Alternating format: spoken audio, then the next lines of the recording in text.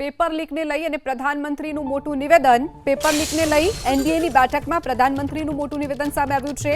Paper leak પર રાજનીતિ ન થાય, દોષિત સામે કડક કાર્યવાહી કરવામાં આવશે તેવી પણ વાત પ્રધાનમંત્રીએ કરી છે. સરકારે પેપર લીક પર કાર્યવાહી કરી છે. પેપર લીક દેશનો વિષય છે, તેની ઉપર રાજનીતિ ન થાય તેવી વાત પણ પ્રધાનમંત્રીએ કરી છે. વિપક્ષના સાંસદોને સંસદ ચલાવવા દેવા માટે પણ અપીલ કરી છે. પેપર લીકના દોષિતોને કડકમાં કડક સજા થશે તેવી પણ વાત પ્રધાનમંત્રી મોદીએ કરી છે. યુવાનોના ભવિષ્ય સાથે ખિલવાડ નહીં થવા દઈએ તેવી પણ વાત પ્રધાનમંત્રી નરેન્દ્ર મોદીએ કરી છે.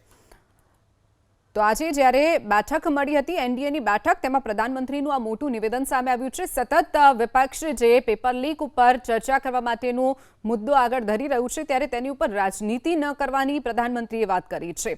દોષિતોને કડકમાં કડક સજા થશે તેની માટે સરકાર કટિબદ્ધ છે તેવી પણ વાત પ્રધાનમંત્રીએ કરી છે. તો સંસદમાં રાહુલ ગાંધી વિરોધ પ્રદર્શનનો મુદ્દો ઉઠાવશે. ગઈકાલે થયેલા વિરોધ પ્રદર્શનનો મુદ્દો રાહુલ ગાંધી ઉઠાવી શકે છે. તો સંસદમાં આજે રાહુલ ગાંધી જે વિરોધ પ્રદર્શન ગઈકાલે થયું હતું અને વિદ્યાર્થીઓ ઉપર જે બળપ્રયોગ કરવામાં આવ્યો હતો તેનો મુદ્દો રાહુલ ગાંધી ઉઠાવી શકે છે. તેની પહેલા જે એનડીએની બેઠક મળી હતી તેમાં પ્રધાનમંત્રીએ આ વાત કરી છે. પેપર લીકને રાજકીય મુદ્દો ન બનાવવા માટેની વાત કરી છે.